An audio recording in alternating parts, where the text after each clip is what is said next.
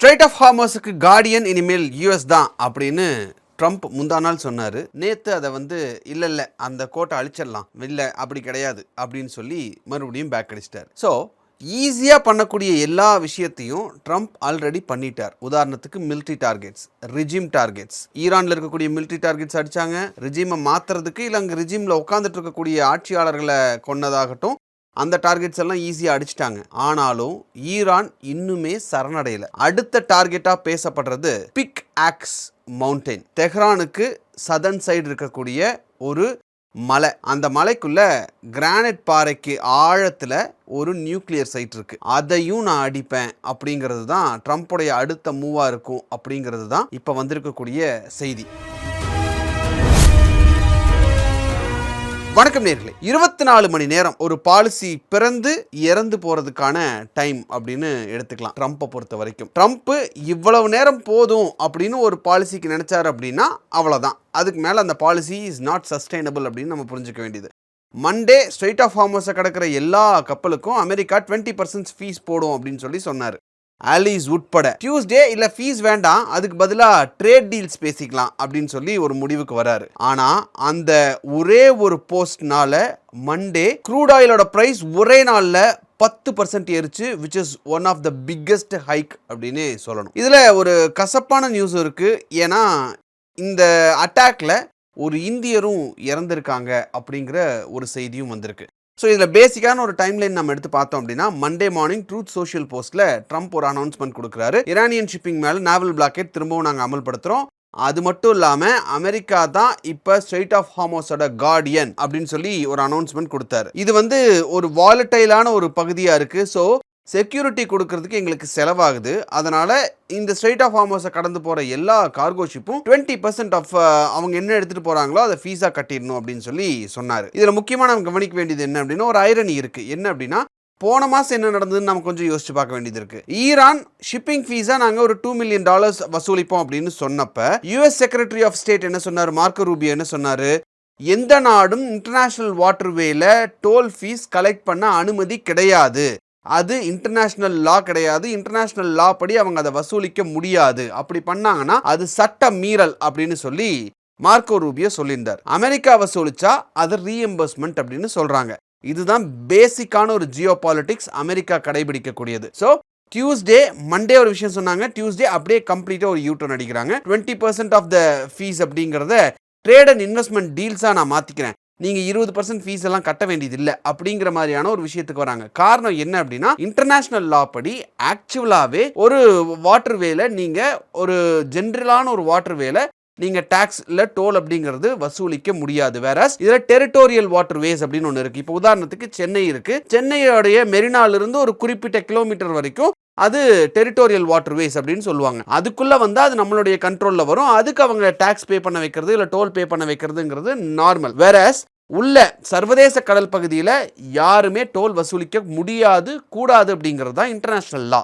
So இதெல்லாம் சொல்லி முடிச்சோன்னே அந்த 20% ஃபீ அப்படிங்கிறத நான் ட்ரேட் அண்ட் இன்வெஸ்ட்மெண்ட் டீலா மாத்திக்கிறேன், கல்ஃப் ஸ்டேட்ஸ் அமெரிக்காவில் மேசிவா இன்வெஸ்ட் பண்ணுவாங்க அப்படின்னு சொல்லி அந்த 20% டாக்ஸையும் தூக்கிட்டாரு, அந்த டோலையும் எடுத்துட்டாரு. ஸோ இதுக்கு முன்னாடி போட்ட அந்த MOU அப்படிங்கிறது இஸ் கம்ப்ளீட்லி டெட் அப்படின்னு தான் நம்ம புரிஞ்சுக்க வேண்டியது இருக்கு. இந்த டிராமா நடக்கும் போதே இன்னொரு முக்கியமான விஷயம் என்ன நடந்திருக்கு அப்படின்னா, இந்த யுஎஸ் ஈரானுடைய MOU என்ன சொல்லுச்சு அப்படின்னா, பிளாக்கேடை ரிமூவ் பண்ணணும்னு சொன்னாங்க, ரிமூவ் பண்ணாங்க, மறுபடியும் பிளாக்கேட் வந்துருச்சு.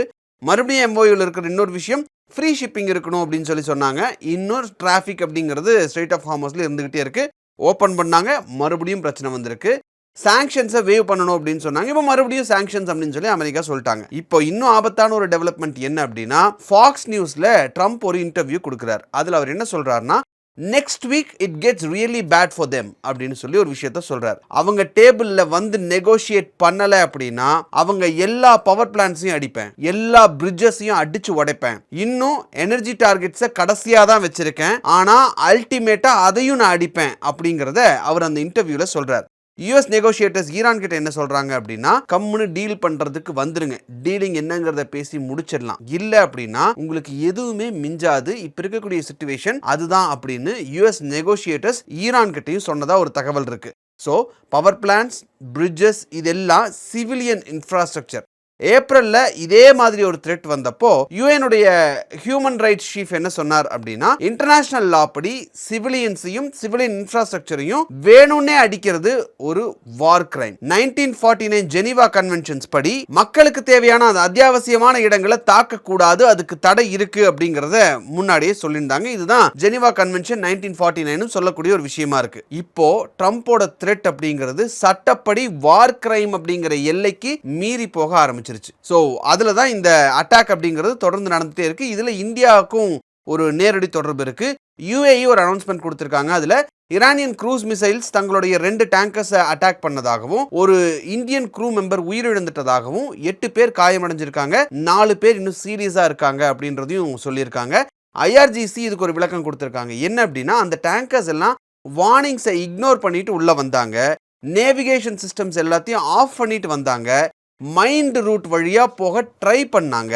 சென்ட்காம் கமாண்டர் என்ன சொல்றாங்க, ஈரான் 7 கமர்ஷியல் ஷிப்ஸை அட்டாக் பண்ணிருக்காங்க, கிட்டத்தட்ட 12 சிவிலியன் க்ரூ மெம்பர்ஸ் இறந்துட்டாங்க அப்படிங்கிற மாதிரி சொல்றாங்க. சோ நடக்கிறது என்ன அப்படிங்கறத யுஏஇ சொல்லியிருக்காங்க, ஏன் அடிச்சேன் அப்படிங்கறத ஐஆர்ஜிசி சொல்லியிருக்காங்க. இதுக்கு நடுவுல அமெரிக்கா 12 பேர் இறந்துட்டாங்க, 14 பேர் இறந்துட்டாங்க அப்படின்னு சொல்லி இந்த விஷயத்தை இன்னும் அடுத்த கட்டத்துக்கு எடுத்துட்டு போய் ஒரு பதட்டத்தை அதிகரிக்கிறதுக்கு தான் ட்ரை பண்ணிட்டு இருக்காங்க. இப்போ ட்ரம்ப் இந்த பக்கம் போறதா அந்த பக்கம் போறதா அப்படின்றது தெரியல. ஒரு எம்ஓஇ சைன் பண்ணாங்க, அது கூலா போயிட்டு இருந்திருக்கணும். பட் இல்ல, ஒரு அட்டாக் நடந்துருச்சு, திரும்ப திரும்ப மறுபடியும் அடிச்சுக்கிட்டு இருக்காங்க. ஆனா இதுக்கு நடுவுல மாட்டிட்டு இருக்கிறது பெருசா ட்ரம்ப் தான் மாட்டிட்டு இருக்காரு. காரணம் என்ன அப்படின்னா, இப்போ இதை எஸ்கலேட் பண்றாருன்னு வச்சுக்கோங்களேன், இந்த வார் அப்படிங்கிறது அடுத்த லெவலுக்கு எடுத்துட்டு போறாரு அப்படின்னா ஆயில் பிரைஸ் ஏறும், இன்ஃப்ளேஷன் விலைவாசி இன்க்ரீஸ் ஆக ஆரம்பிக்கும்.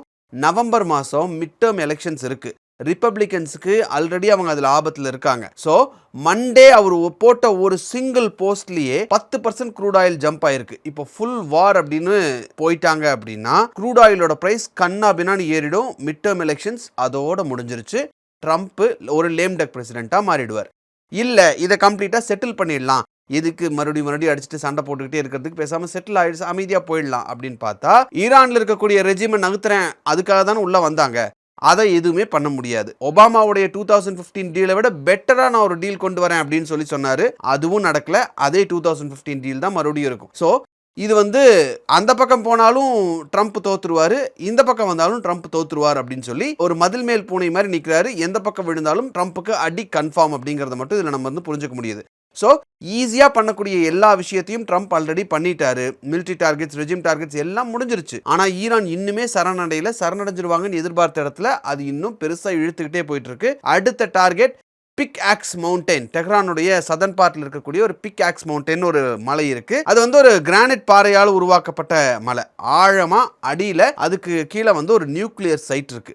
அங்கேயும் அடிக்கிறதுக்கான வாய்ப்புகள் இருக்கு அப்படிங்கிறது தான் இப்போ வந்திருக்கக்கூடிய ஒரு செய்தி. ஏன் இந்த கிரானைட் மலைக்கு அடியில கொண்டு போய் அந்த நியூக்ளியர் சைட்டை வச்சாங்க, ஏர் ஸ்ட்ரைக்ஸ் அந்த டனலை சேதப்படுத்த முடியுமா அப்படிங்கறதெல்லாம் நாளைக்கு அதை ஃபுல்லா உங்களுக்கு நான் எக்ஸ்பிளைன் பண்றேன். ஒரு ஃபுல் வீடியோவாவே நான் உங்களுக்கு எக்ஸ்பிளைன் பண்றேன். ட்ரம்ப் இதில் பேசிக்காக ஒரு கம்பேரிசன் சொல்லிட்டார். என்ன அப்படின்னா, அமெரிக்கன் வார்ஸ் இனிமேல் நீண்டுகிட்டே தான் போகுன்ற மாதிரி தெரியுது, வியட்நாம் வார் மாதிரி. ஆனால் அவருக்கே தெரியும், வியட்நாமுடைய பிரசிடென்ட்டாக இருந்த ஜான்சனோட பதவியை முடிச்சது தான் யூஎஸோட குளோபல் ஸ்டாண்டிங்கில் 10 வருஷம் அவங்கள அந்த அவங்களோட பேரை பெரிய அளவில் பாதிச்சது. ஸோ ஃபாரெவர் நான் வாரே எடுக்க மாட்டேன், அமைதி பேச்சுவார்த்தை தான் ரொம்ப முக்கியம், எனக்கு பீஸ் பிரைஸ் கொடுங்க அப்படின்னு சொல்லிட்டு வந்தவர் இப்போ எப்பயுமே முடியாத ஒரு வார்க்குள்ள போய் மாட்டிக்கிட்டு இருக்காரு. ஆரம்பிச்சதும் அவர் தான், முடிக்க முடியாம திணறதும் அவர் தான். ஆனா அதுக்கு நடுவுல சாமானிய மக்கள் பெரிய அளவுல மாட்டிக்கிட்டு இருக்காங்க, உலக நாடுகளுமே மாட்டிக்கிட்டு இருக்காங்க. இதுல குறிப்பா நம்ம கவனிக்க வேண்டியது என்ன அப்படின்னா, ஆயில் இருக்கு, ஆனா அதை விற்க முடியாம ஈரான் தவிச்சுக்கிட்டு இருக்காங்க. அந்த அதர் சைடு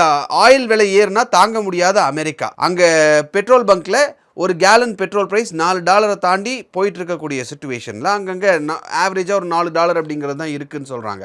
ஸோ $4 தாண்டி போயிட்டு இருக்கும்போது இந்த விலைவாசி எல்லாம் இன்க்ரீஸ் ஆச்சுன்னா அங்கே இனி அடுத்த பிரச்சனை என்ன வரும் அப்படிங்கிறது அடுத்த கேள்வியா இருக்கு. நாளைக்கு உங்களுக்கு நான் அந்த பிக்காக்ஸ் மவுண்டன் என்ன, அதுக்குள்ள என்ன அந்த நியூக்ளியர் சைட் என்ன, ஈரான் அதுக்குள்ள என்ன பண்றாங்க, அமெரிக்கா அது என்ன சொல்றாங்க, இது எல்லாத்தையும் நான் உங்களுக்கு கம்ப்ளீட்டா எக்ஸ்பிளைன் பண்றேன். ஸோ இந்த வீடியோ உங்களுக்கு இன்ஃபர்மேட்டிவா இருக்குன்னு நீங்க நினைச்சீங்கன்னா இந்த வீடியோவை ஸ்கூல் ஸ்டூடெண்ட்ஸ் அண்ட் காலேஜ் ஸ்டூடெண்ட்ஸ்க்கு தயவு செஞ்சு ஃபார்வர்ட் பண்ணுங்க. Let them know what is happening in the world. And இந்த வீடியோ உங்களுக்கு பிடிச்சிருந்தா இந்த வீடியோவை லைக் பண்ணுங்க, ஷேர் பண்ணுங்க, கமெண்ட் பண்ணுங்க, சப்ஸ்கிரைப் பண்ணுங்க. தேங்க்யூ.